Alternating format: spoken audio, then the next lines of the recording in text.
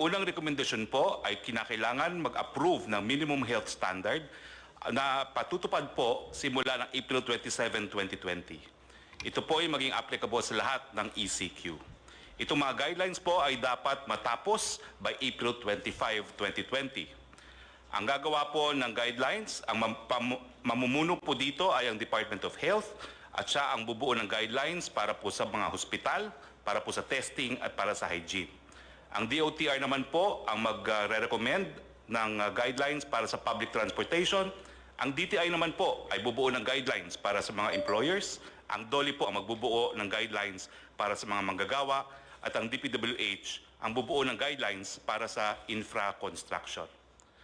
Ang decision po pagdating sa ECQ, pagdating ng Mayo 1, 2020, panatiliin po ang ECQ sa NCR, Region 3, Region 4A, and all other areas kung saan mataas pa po ang banta ng COVID-19 hanggang Mayo 15. Magkakaroon po ng re-evaluation pagdating po ng May 16. Ang mga probinsya po na mananatili sa ECQ, National Capital Region, Benguet, pero po pwede pong mabago by April 30, Pangasinan, Bataan, Bulacan, Nueva Ecija, Pampanga, Tarlac, Zambales, Batangas, Laguna, Cavite, Rizal, Quezon, Oriental Mindoro, Oriental Occidental Mindoro, Albay, Catanduanes, Antique, Iloilo, bagamat meron pong to recheck itong Antique at Iloilo, Cebu at Cebu City, also subject to rechecking. At sa Mindanao po, ang probinsya ng Davao del Norte at Davao City. Ang lahat po na probinsya na hindi kasama dito sa mananatili ang ECQ ay sa ilalim po sa new normal na tinatawag na General Community Quarantine. Ganun pa man, dito po sa mga lugar na mapapasailalim ang General Community Quarantine, may mga areas po na moderate na naka-orange. Ang ibig po sabihin nito, mag-i-evaluate pa po ako ano mangyayari dito sa mga lugar na ito kung magkakaroon nga ng General Community Quarantine o mananatili ang ECQ. Ito po ang para sa mga probinsya ng Abra, Ilocos Norte, La Union, Cagayan, Isabela, Nueva Vizcaya, Marinduque, Camarines Sur, Aklan, Capiz, Samar, Western Samar, Zamboanga del Sur, Lanao del Norte, Misamis Occidental at Misamis Oriental, North Cotabato, South Cotabato, Maguindanao. Yung mga areas naman po na low at moderate ay mapapasilalim nga po sa GCQ, ang new normal. Yung mga moderate na areas po ay ang mga probinsyang Negros Occidental, Negros Oriental, Siquijor, Davao del Sur, Davao Oriental, Sultan Kudarat, Lanao del Sur. At yung mga low po na areas na mapapasilalim din sa General Community Quarantine ay mga probinsya ng Apayao, Mountain Province, Ifugao, Kalinga, Ilocos Sur, Batanes, Quirino, Aurora, Palawan, Romblon, Camarines Norte, Sorsogon, Masbate, Guimaras, Bohol, Biliran, Eastern Samar, Leyte, Northern Samar, Southern Leyte, Zamboanga del Norte, Zamboanga Sibugay, Bukidnon, Camiguin, Davao Occidental, Sarangani, Agusan del Sur, Dinagat Island, Surigao del Norte, Surigao del Sur, Agusan del Norte, Basilan at Sulu. Ano po ang recommendation sa mga areas under General Community Quarantine? Ito po yung mga lugar na hindi na mapapasailalim sa ECQ. Pwede pong magtrabaho ang mga manggagawa sa Sektor 1, 2, and 3. Ito po yung gagawin on a work-in phase. Yung mga bata po, edad 0 hanggang 20, at yung mga matatanda, 60 and up, and high health risk, mananatili po sila sa kanilang mga tahanan. Papayagan po ang mall opening covering non-leisure shops. Papayagan po yung mga priority and essential construction projects na mag-resume. Papayagan po ang mga non-workers to go out to buy goods and services except those pertaining to Sector Category 4, yung leisure at mga kabataan. Papayagan din po ang public transport na mag-operate at reduce capacity at ang LGU po to enforce curfew at night dun po sa mga hindi manggagawa. For GCQ areas, General Community Quarantine, i-consider po ang reprioritizing ng SAP cash subsidy towards ECQ areas. Ibig sabihin, yung SAP po na para sa areas na hindi na po under ECQ, siyempre po yung cash subsidy, kinakailangan pag-aralan na ibuhos doon sa mga areas under ECQ pa rin. Yung mga GCQ areas, consider to allow na po yung high school, higher education institute, HEI school year to finish and give credentials to students. Sa ECQ and GCQ areas, bubuksan po ang mga paliparan at ang mga puerto para sa mga goods lamang. Yung option po to shift to GCQ sa mga moderate to low risk area by industry.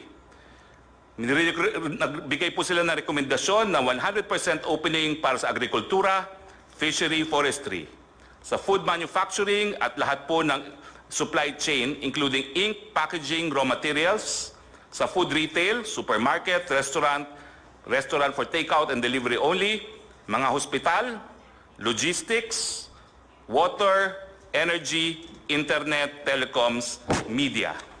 Yung opsyon naman po sa GCQ, sa moderate to low risk area by industry, ang rekomendasyon po ay buksan from 50 to 100% opening. Yung other manufacturing po, gaya na electronics and exports, yung e-commerce and delivery for essential and non-essential items, yung repair and maintenance services po, housing and office services. Yung option po to shift to GCQ in moderate to low risk area by industry. Consider po na buksan hanggang 50% on-site work and 50% work from home. Mga financial services, BPO, other non-leisure wholesale and retail trade, other non-leisure services. Yung option po sa low risk to moderate areas na buksan by industry, consider for 100% closure. Maski po low to moderate risk, consider for 100% closure pa rin dahil po ang mga transmitters ay kabataan mula edad 0 to 20, lahat na eskwelahan. I-consider po ang late opening sa Setyembre except po sa online learning, yung leisure, amusement, gaming and fitness, yung kid industry na tinatawag, turismo, all gatherings including religious conferences at iba pa, limited opening po ng malls at limited opening ng construction. Yan po ang rekomendasyon ng inyong IATF. Maraming salamat po. Maraming salamat, Presidential Spokesman or the new spokesman of the government sa Executive Department. Alam mo, wala tayong magawa. Ito, kita mo, Navy itong di na wala tayong kaya sa Navy. May mga barko Bangka lang yung akin sa Davao. I have to do it because everybody's doing it. It's wearing a mask. Ni ako mismo, hindi ako, I cannot guarantee or anybody else for that matter in this table na hindi tatamaan. We are all at risk. But do not increase the odds or the chances of getting it. I never said I will declare martial law kasi martial law para lang yan sa mga rebelde, para sa mga komunista. Now, let me be very clear on this. If itong lawlessness which has imposed on us by the NPAs for the longest time, 53 years, baski saang probinsya may NPA. Kanina o kahapon, 2 army nag-escort para i-deliver ang supply sa mga tao, pati pera, pinatay ninyo. If that is not lawlessness, what is that? Tell me. Kaya ngayon, pag nagpatuloy kayo ng lawlessness ninyo, patay dito, patay doon, and it's happening all over the Philippines, maybe I will declare martial law because kayong mga NPA ang numero 1. Kinukuha ninyo yung mga tulong sa tao, pati yung supply pagkain nila. Kaya, I am now warning everybody and putting notice sa armed forces pati police. I might declare martial law. And there will be no turning back. Kung ano ang martial law na klaseng gagawin ko, akin lang yan. Pero kung gusto ninyo, kasi pinagpapatay ninyo yung mga sundalo ko, pati pulis, na wala namang ginawa kung hindi samahan lang yung nagdi-deliver ng pera pati pagkain. Ang utos ko sa kanila, patayin kayo, o di patayin ninyo sila. Lahat na. Tapusin na natin ito sa panahon ko. I have 2 more years. I will try to finish all of you. Pati kayong mga legal, magtago na kayo. Huwag ninyong sabihin, putang ina na wala kayong, you know, you're bullshit, you're the legal fronts. Sa inyo, kumukuha kayo ng pera. Ang mga negosyo dito na malalaki sa Pilipinas, nagdideposito ng pera yan sa bangko, sa account ninyo. Kinukuha ninyo yan. Yan ang totoo dyan. Kaya nabubuhay yung NPA. Pati pa yung extortion ninyo doon sa labas. Marami kayong pera. Alam mo, ang gobyerno ayaw niyan. Government is very jealous. There is only one entity who can collect taxes. It's government. And that money must be put to good use. O hindi naman kami, kung hindi ka makabayad, wala naman kami pinapatay. Kung wala talang ikabayad, anong gawin natin? Wala naman kayong nabalitaan na kulong. So, we do not do that. But do not force my hand into it. Kaya kung hindi, pag martial law, lahat kayong mga legal fronts, magtago na kayo. Magtago na kayo. Huwag ninyo akong bulahin. Galing ako dyan.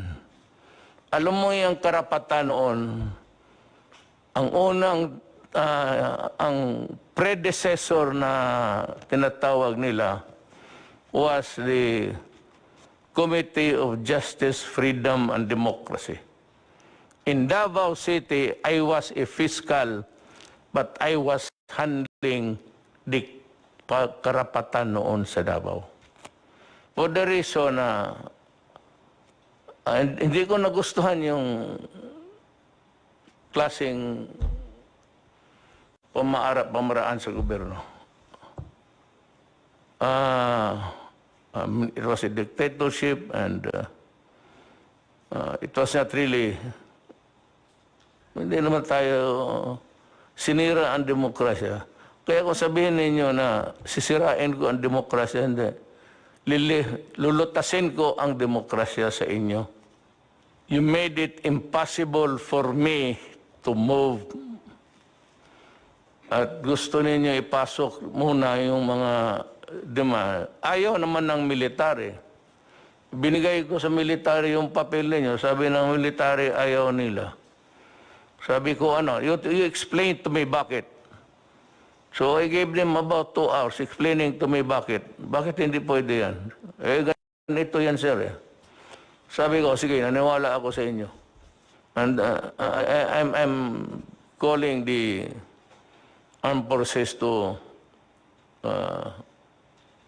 invent something more to innovate so that the soldiers will not be at the mercy of them. Pag dalawa lang yung sundalo, kawawa naman. Magdating yan doon, they will just swoop down, isang 10, wala talagang laban. Kaya sabi ko, at this time, the armed forces should go into innovations. Sabi ko, wag ka mag-surrender, ha? Kayo mga NP, do not ever raise your hands. Kasi ang order ko, kung lumaban ka na. Wag kang mag-surrender. Napunta tayo dyan kasi galit ako kasi pinapatay ninyo yung tulong sa tao. Yung tulong sa tao will continue. We will not reduce the volume at this time, but we are running low of funds. Secretary Dominguez might want to tell us what he is doing and planning to do so that we can have the level of the money supply so that we can maintain our assistance to everybody. Sani?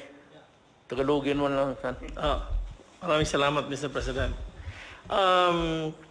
Ang katotohanan po, ang budget natin para sa 2020 ay 4.1 trillion pesos. So far, ang nagastos po natin is already for this COVID is na hindi natin plinano ay 352.7 billion pesos na. At masasabi ko po na so far, na-finance natin itong amount, na-finance natin partly sa tax collection, pero bumababa na ho yung tax collection natin. Ang balanse, pininanso natin sa sarili nating savings at humiram pa tayo ng pera sa mga multilateral agencies kagaya ng ADB at World Bank. So far ho, sufficiente po yung cash natin, pero naiipit na po tayo sa budget allowance natin. So yan po ang problema natin ngayon. May cash ho tayo, pero wala ho tayong authority gumastos ng ganong kalaki. So we're making sure na lahat ng gastos natin ay number one, for the benefit of yung pinakamahirap sa bayan natin. At rinireserba ho natin yung balanse para sa mga build projects natin para pag natapos na itong COVID, may pera tayo pang invest sa build ho. At saka we will create jobs and we will create business opportunities with that. Thank you ho. Actually, what Sunny is telling us is that there's money for now. Because, alam mo, yung budget nga natin, yung ginawa last year to be implemented now, walang COVID dyan. So, Department of DSWD, Highways, Department of Trade and Industry, and Health, nakaplantsa na yan. So ngayon, pagdating ng COVID, tanggalan ko yan ng mga proyekto dito sa highways. Yung highway dyan, wala na muna yan. Sabihin ko kay Tugadi, huwag na muna yan. Minus yan. Lahat para makapag-ipon at kinuha na yung budget, na yung regular budget sana, kung walang COVID, going smoothly to be implemented this year. But because of the COVID, yung first and second, third quarter, alam mo wala yung pera. Sabi ko, hangin lang yan. Yung sinasabi ni isa pang itong walang alam na ugok ito si Trillanes. Nagsasalita ng trillion ng hangin. Trillion of cubic meters of air in your head. And it is too tight, that is why para kang buang sa salita ka ng trillion. Kaya ikaw yung putang ina pa, rebuilde ka pa dyan, hindi ka pala marunong eh. Kita mo kung nanalo kayo, ano mo nangyari sa Pilipinas? Puro porma, puro hambog, puro hamon, at batukan mo raw ako, sabihin ko sa driver ko, sampalin ka. Ang driver ko lang, utosan ko, kay handyan ka lang, ang tingin ko sa iyo, ka-level mo driver, ulol. Yan. So, yan ang ating, kinukuha na natin yung mga projects this year. Wala na sabihin, kalimutan mo na muna yung that was prepared. Preparado na yun. Eh, dumating COVID. Wala. Ito.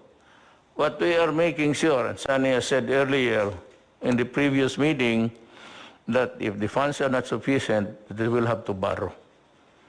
Then, if the borrowed money is not enough, then we have to sell the assets.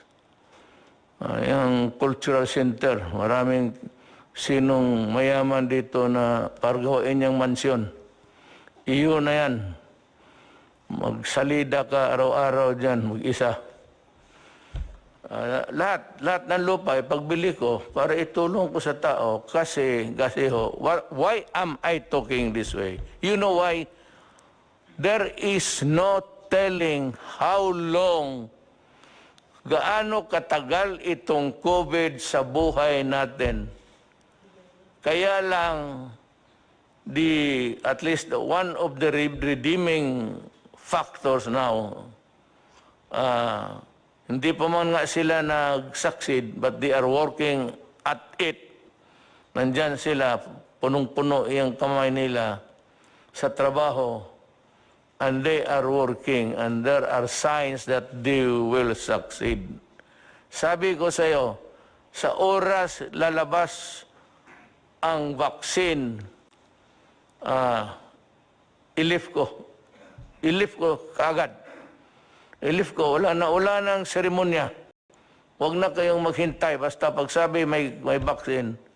And by the way, yung 10 million ko na sa ating mga scientists dito sa Pilipinas, yung mga doktor, mga ano natin, the bright Filipinos who are there working day and night, trying to find out how to combat COVID, I'm raising the bounty to 50 million.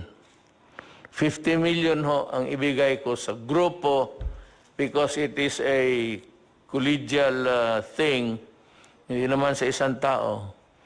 50 million. Baka pag sa ligaya ko, another 50 million. So that's, pagka mayroon nandyan na, kung maligaya ako masyado, di 100, puro kayo milyonaryo. Huwag kayong mahiya, tanggapin yan. Total, sabihin, Mayor, ginawa namin ito para sa bayan. Sabihin ko ito, isauli ko ito kay Dominguez. Gusto niya, hindi na ito, maibalik. Sige, Mayor. Yung kaya mga bata, you have put the money to good use. Oo. Basta ako ngayon, 50 million ako. Kung ang Pilipino makakuha ng, yung alam ng Amerikano, yung mga puti, yung sa Europe, alam rin ng Pilipino yan. So, pabilisan lang yan. That is why I said, I'd like to ask do they need to funding to continue working, sir. Itong mga scientists natin working at the vaccine thing, do they need a funding? Yung pong PCHRD, which is I think attached to the Department of Science and Technology, meron naman po silang pondo para sa pagpapatuloy na pananaliksik o research for vaccine production. But I'm not sure if this particular vaccine that they are developing is specifically for COVID-19.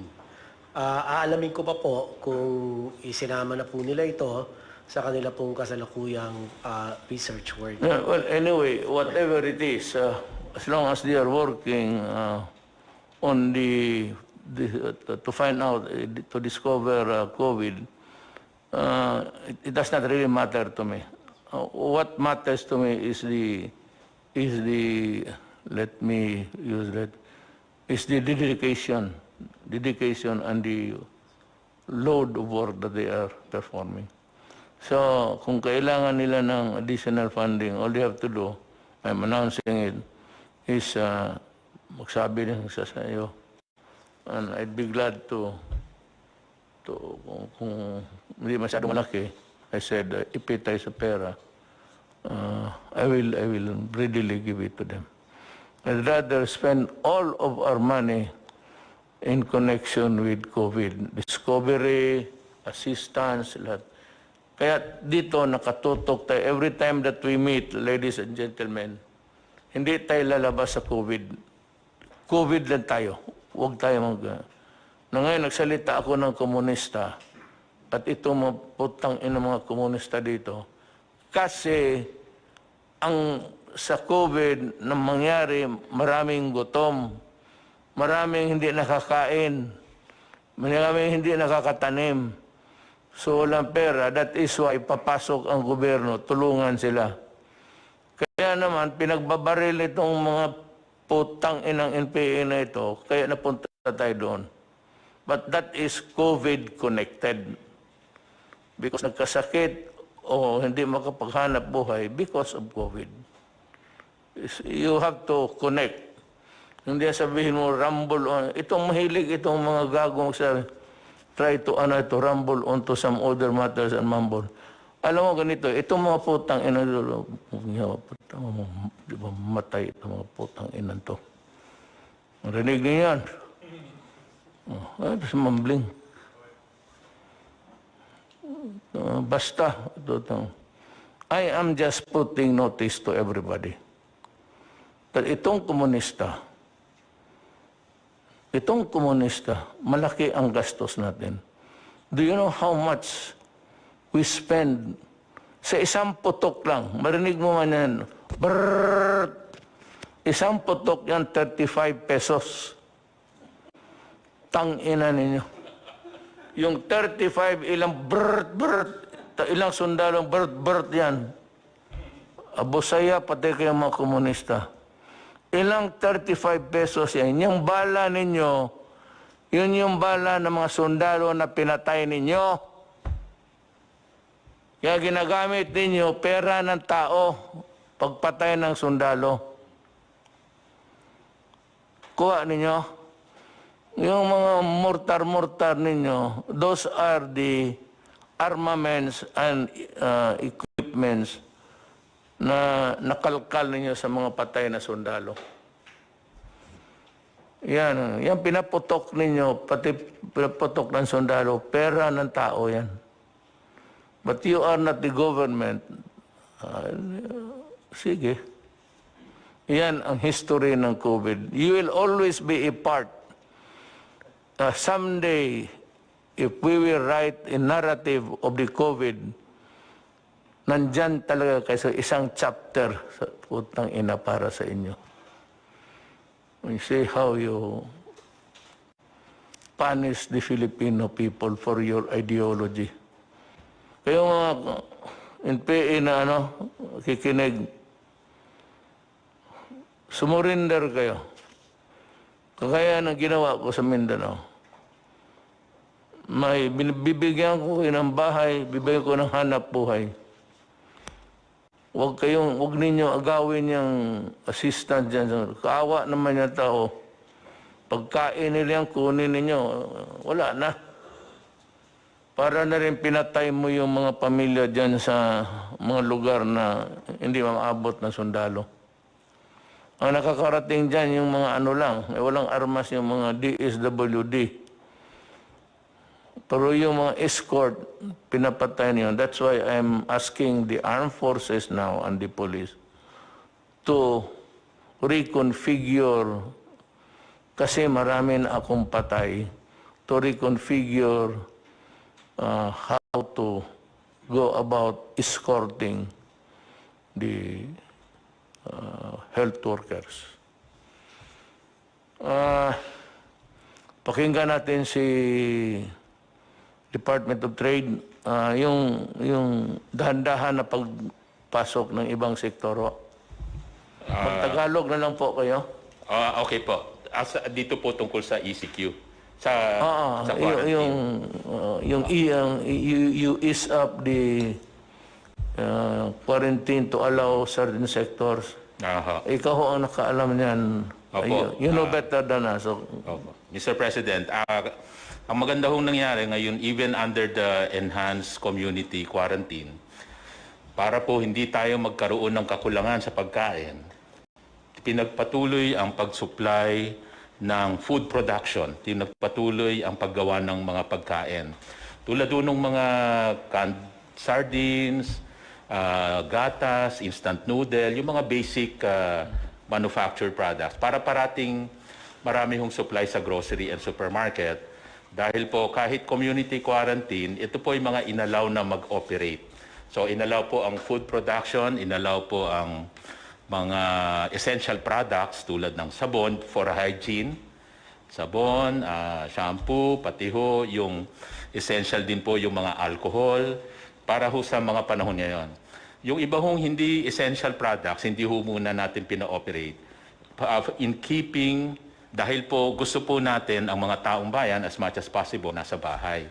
Kaya ho piling-pili lang yung pinayagan natin, yun dun lamang sa makakatulong sa food availability. Hindi tayo magkaka-shortage, kaya pinapaalala natin sa taong bayan na huwag magpapanik dahil kahit ho naka-enhanced community quarantine, ay napakadami ho nating pagkain, yung supply. In fact, dahil sa pagmi-meeting ng ating IATF, eventually, inaalaw po natin kahit lagpas 50% yung skeletal workforce. Hindi na skeletal workforce na 30% lamang ang allowed. Kailangan more than 50%. Ibig sabihin, maraming tao. Para ho, ang ating production rate umabot sa 80 to 100%. So, para hindi magkaroon ng shortage. Pangalawa ho, yung ating mga finished good inventory, yung mga gawanan na produkto, ay more than 2 weeks, 2 linggo equivalent. Hindi tayo magkukulang. At yung raw material na ipoproduce pa lang para gawing finished goods, mga 45 days, lagpas sa 1 buwan. So, ibig sabihin ho, marami ho tayong pagkain. So, yan po yung mga iba sa mga inaalaw ngayon na dito sa environment ng ECQ, food products, essential products. Allowed din po siyempre yung iba hong operation tulad doon ng mga bangko para ho may mga gusto mag-withdraw sa ATM, may mapa-i-allow po yon. Siyempre po, agriculture products, doon magsisimula yung pagkain, allowed din po yung mga ganitong activity. Ang nakabitin na lang po ay yung sa construction, yun po yung pag-uusapan pa moving forward, pati ho yung sa mga SMEs, yung mga malls. Kasi ho, pag yun ho, maramihan kasi, kaya worried din ngayon po yung grupo natin kung i-open ho ba natin ito dahil contrary to dun sa gusto natin mangyari na panatiliin sa bahay ang mga taong bayan. Pero ho, ito ho ay pag-uusapan pa. Yung mga iba hong mga essential activities, so inaalaw naman po during the enhanced community quarantine. Ang isa pa hong sinisigurado natin ay ang pricing, wala hong profiteering, or wala rin yung nagsasamantala sa hoarding. At diyan po, nagsama-sama po ang DTI, ang PNP, CIDG, NBI, DA at saka DOH.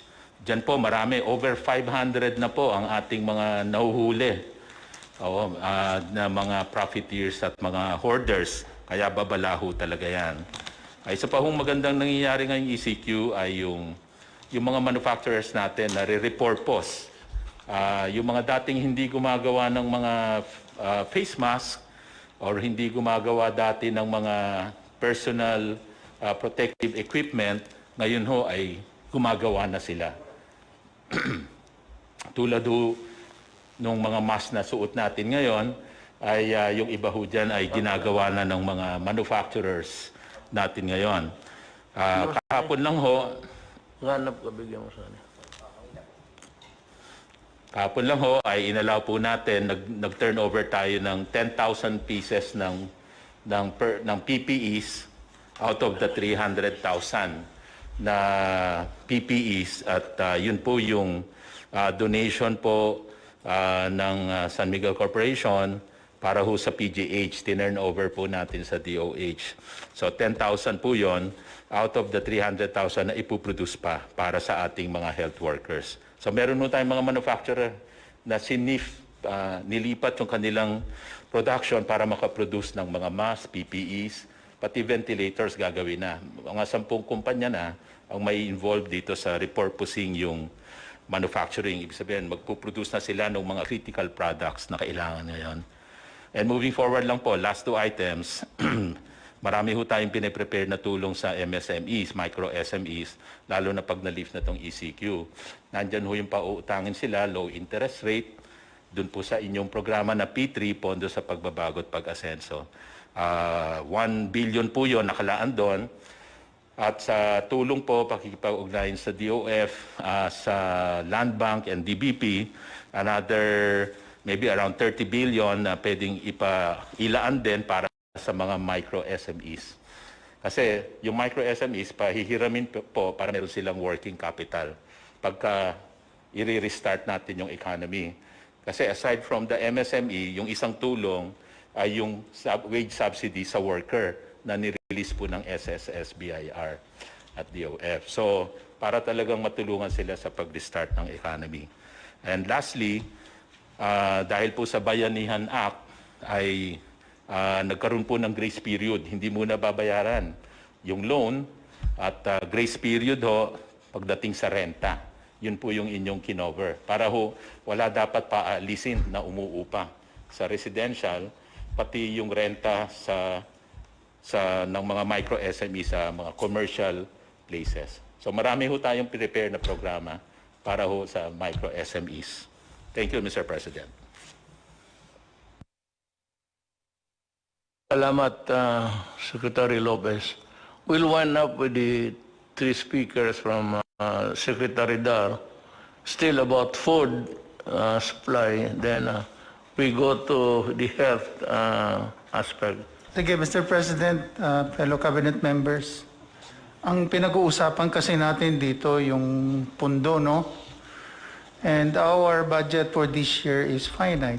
We're only pegged at 4.1 trillion, out of which ang antimano kaagad na automatically appropriated doon ay 1.249 trillion.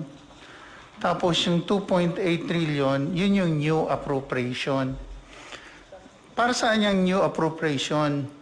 Yun yung binibigay natin personal services, MOOE, financial expenses, at capital outlay. Now, hindi naman natin ini-expect itong COVID. Bigla na nga lang dumating. Dito po sa capital outlay, nahati po ito sa dalawa. Yung for comprehensive release at saka yung for later release. Yung pong for comprehensive release, hindi po natin pwedeng galawin antimano yan kasi automatically release na yan sa mga province, sa mga government agencies and departments. At saka yung mga IRA at saka yung debt servicing natin. So antimano, ang pwede lang natin galawin, which we have done, is 397 billion more or less. Ito yung capital outlay ng mga departments at saka nung Congress initiated, no? Eh sa ngayon, ang nagagamit na natin, 352 billion na. So konting-konti na lang natitira. And we're not even sure na ito yung nasa always at the back of my mind also dahil ako parating nasisisi pagka natagalan yung release at saka may nagagamit na hindi daw dapat gamitin. But where else can we go? Ito talaga yung sitwasyon na eh. And that therefore, ang sinasabi lang natin, i-consider natin yung possibility of second wave. Pag nag-second wave, paano yun? Nag-usap kami ng ADC with NEDA and the OF, and we have to come up with a forward planning on what will be the direction. And that would require a lot of funding. The new normal should allow us to provide more jobs to the people para maging productive sila. Yan ang hindi naintindihan ng tao, karamihan, is that ako ho, dependent ako sa Congress. Powerful nga ang presidente, lahat. Ang Congress, sila lang yung pati yung empleyado nila. Diyan sa Congress lang. Yan na sila. Pero itong Congress, especially yung lower house, ika nga sa English, the purse. Ibig sabihin, hindi ako makagastos ng pera hanggang hindi sabihin ng House, then approval by the Senate, pero manggaling talaga sa House, na sige, bigyan ka namin ng 300 billion na hangin para magamit mo. Yung 300 million, kukolektahin pa po yan. Wala hong ready money. Sabi mo nandyan. Yung sinabi kong 300 na tinago ko, savings yun sa gobyerno, na sinabi ko kay noon, started, kailan ba ako nag-umpisa? 2015. 16, nag-ano na kami ng pera. Dahan-dahan lang, kukunti-kunti. Saving, parang alkansiya, mag-alkansiya kasan. Kaya mayroon na kaagad akong ready. But yun naman was not really for the purpose of spending for the COVID. Because wala pa naman ang COVID noon. It was a non-existing alien. And hindi natin alam. That was intended, nasabi ko san, before I go out, makita lang man ng mga tao na ang pera na hindi na ginastos ng kung todo-todo, nag-save tayo. That was my only purpose actually. Ngayon, nandoon ang COVID. Now, dito yung sinasabi ni Wendell, tama yan. Mag-appropriate ang lower house, House of Representatives, yung mga congressman, hindi yung senador. Manggaling sa kanila, mga congressman, mag-appropriate sila ng pera, bigyan ako ng authority na gastuhin yun. Kung ma-approve na rin sa Senado. Ang problema, kung may pera ba? Kasi ang koleksyon nandito sa akin. Nandito kay Sunny, tapos tanungin siya, may pera ba dyan? Sabi, meron no dito na 400 million. O sige, gamitin natin yan. So, doon sa Congress, somebody will sponsor a bill, appropriation. It has to be sa budget. Ang sabi ni Wendell na tayo supplemental budget. Kung may pera, pero kung wala, walang i-appropriate because there is nothing to appropriate. Wala tayong ma-appropriate kung walang pera.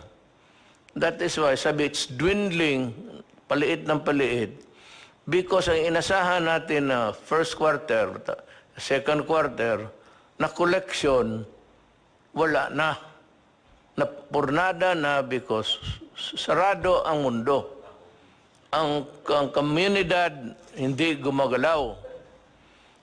Wala na nagtrabaho. lahat tayo, pati ako sa puro papel, isang katerbang papel, yun lang man to, dinala sa bahay ko, babasahin ko lahat yan, hindi ako nagpipirma ng hindi ko nababasa.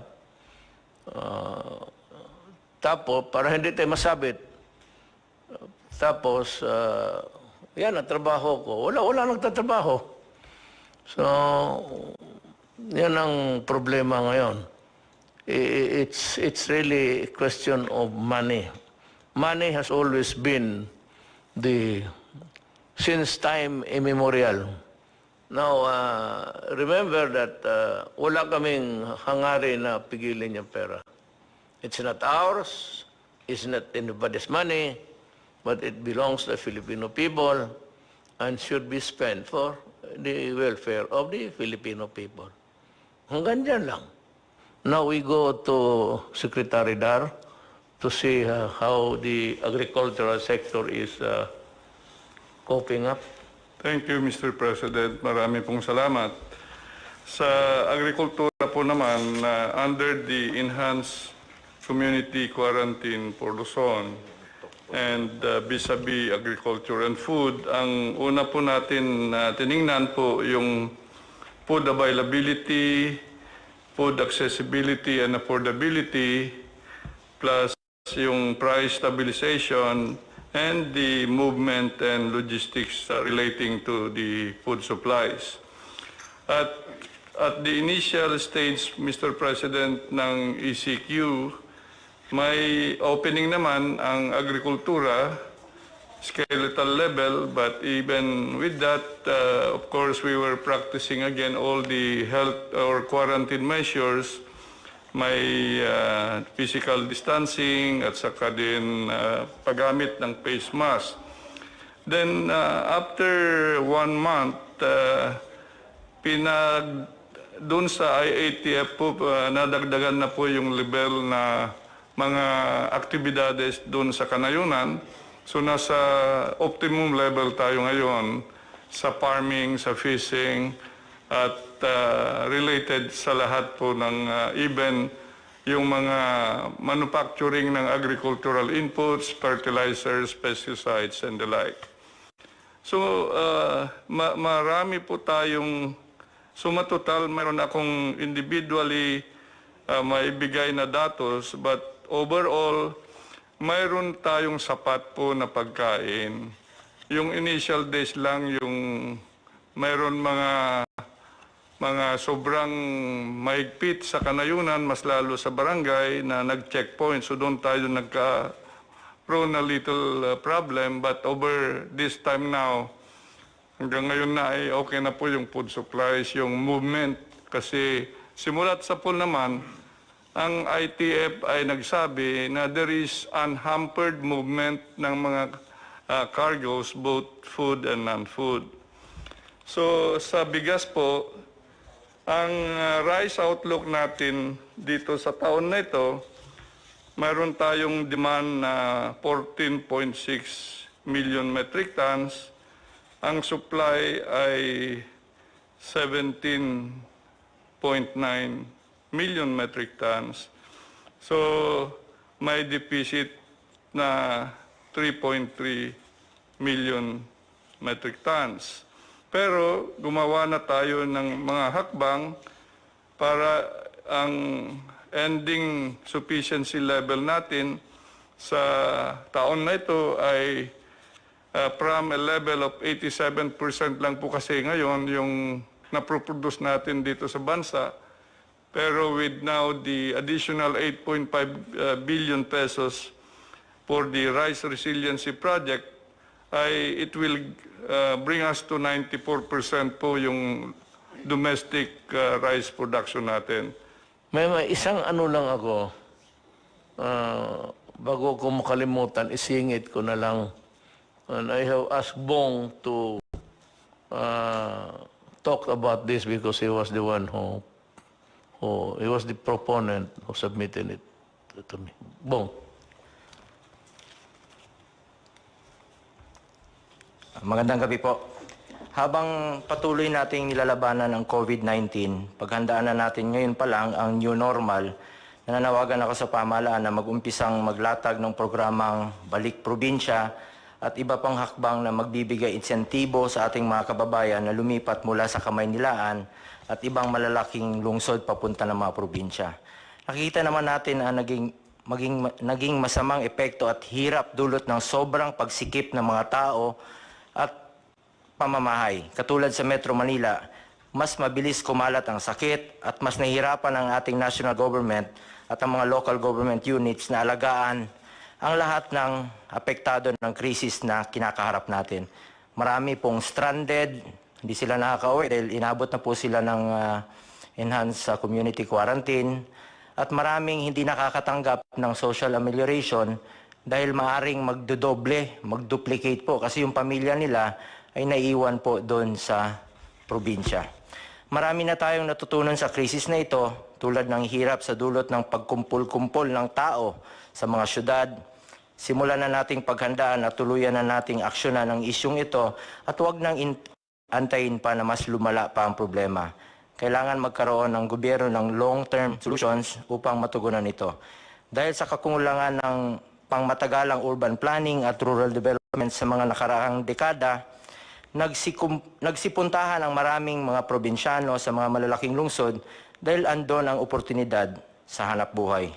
As soon as the enhanced community quarantine is lifted and travel is gradually normalized, the government must encourage Filipino families to move out of Manila and other metropolitan areas. Government must provide them the means and incentives to go back to the provinces for good.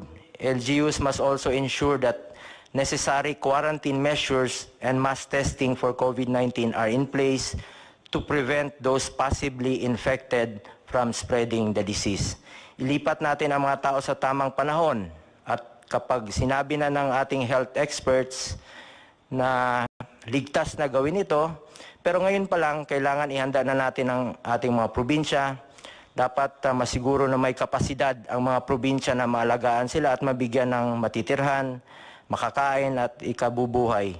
Mapapagaan rin natin ang pinapasa ng mga syudad kapag nabawasan ang tao sa lugar nila. Katulad ng mga illegal settlers ngayon, dikit-dikit talaga yung mga bahay. Kung hindi natin ito aksyonan agad, hindi matatapos ang problema natin sa kalungsuran. Sa programang Balik Probinsya, mapapabilis din natin ang pag-unlad ng mga kanayunan. Sa paghihikayat sa mga mamumuhunan na magbukas ng mga negosyo sa mga lalawigan, magkakaroon ng mas maraming oportunidad ang mga kababayan natin. Hindi na nila kailangang lumuwas pa ng Kamaynilaan at lumayo sa kanilang mga mahal sa buhay o kanilang mga pamilya. Kaya mahalagang magbigay din tayo ng mga insentibo sa mga negosyante o mga mamumuhunan ito. Kami po ni Pangulong Duterte ay probinsyano rin, taga Davao, taga Mindanao. Doon po kami lumaki at tulad ng iba pang mga probinsyano, doon rin namin nais bumalik pagkatapos ng aming pagsiservisyo sa bayan. Dapat tayo po ang mag-provide ang gobyerno ng mga buses o barko o anumang transportasyon para makabalik na sila sa kanilang mga probinsya. Magtulungan tayo, magbayanihan po tayo para malampasan ang krisis na ito. Sa bawat problema nating hinaharap, oportunidad rin ito na magkaroon ng mas maayos at matatag na solusyon para sa ating bansa. Thank you. Maganda yan, Buong. Go home to the province. They have the means of going back there. And there is a promise kasi kung what you would give them is hope. Importante yan. Yung that if they go there, some of them might really leave the city of Manila or its environment with the heavy heart. But we have to provide the transportation at sabihin natin, if you go back, ganito. What is really very important is we give them hope. It's a very important yung hope ng tao. So si Secretary Lopez. Yeah, Mr. President, actually gusto namin suportahan yung proposal ni Senator Buong. Kasi yung balik probinsya, tama ho yung sinasabi nyo, will bring hope. Kaya kami pwede nating masuportahan yun by pushing yung investment papunta doon. How do we push it? So more incentives. Actually sa ngayon, we can give more incentives papuntang probinsya kesa sa incentives na maglo-locate sa Metro Manila. Yun ibig sabihin, more attraction to locate outside. Kasi pag nandun na yung incentives, may trabaho na doon. So even po dito sa tax reform na finalize ngayon sa Congress, it will give also additional years of incentives para talagang doon mag-locate outside Metro Manila. Parang balik probinsya objectives ni Senator Bong. Pangalawa yung SME development. Everywhere yun, meron na funding hindi pa naman siguro nawawala yung funding na yon kasi pang mahirap talaga yung funding na yon. Ito yung bibigyan na suporta doon sa mga negosyante sa barangay level na support. Yung gusto nyong bigyan na kahit 10,000 para may pangsimula na sila maliit na negosyo na mga SME na may pwede ka agad opportunity doon sa mga maliliit na nasa para may opportunity umuwi doon. So yun po. Let me just give a warning. Alam mo, sabi ko, wag sa panahon ko. Pag sa panahon ko, talagang yayarain kita.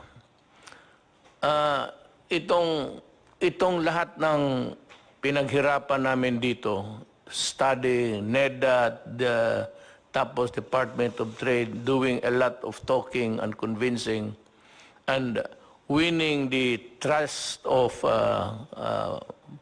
foreign or local big business. I do not want to humiliate people. I know that, alam mo, pagka tanggalan mo ang tao ng pride niya, masakit yan. I've done it several times. But every time, medyo nagsisisi ako, pero overall sabihin ko, total, para naman ito sa... I've done it several times when I was mayor. Talagang hubaran kita dyan sa harap. At baski regional director ka, patitindigin kita dyan sa harap ng Malacanang. Mamili ka. Totoo. Ikaw, examiner, okay. Tumindig ka dyan sa harap ng Malacanang. Total, itong Malacanang, palasyo mo ito. Ako dito, nag-uopisina lang.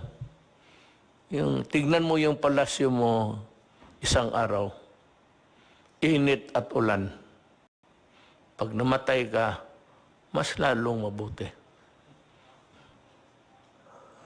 Basta yan ang ko sa... Kaya itong pinag-usapan ngayon na yung i-dispersal, yung ikalat mo. Takot yung iba sa mga probinsya na medyo may history ng... Ako ayaw kong maghiya ng gobernador, mayor, sino ba naman ako, mayor lang rin. But, I have a more, a greater burden, yung pinapasaan ko na trabaho para ito. Medyo sagrado sa tao ito. So, we take our oath of office. We are very proud. Presidente na ako, tapos gawain ko talaga lahat. So, gusto ko lang ipakita sa mga tao, beginning ito, na paano sugpuin ang mga magnanakaw sa gobyerno. Pero ito ang igarantiya ko sa iyo. Putang ina ka, hubaran kita dyan sa harap ng tao. Our country comes first to us. Mahal ko ang bayan ko, mahal natin lahat. Gaano man tayo kaliit. Well, anyway, I'm just talking about life. Buhay ba ng tao? Ito, I hope that God will be with us. May sarili akong Diyos na doon ako nakatutok to help me because I'm having a hard time carrying the load of the nation.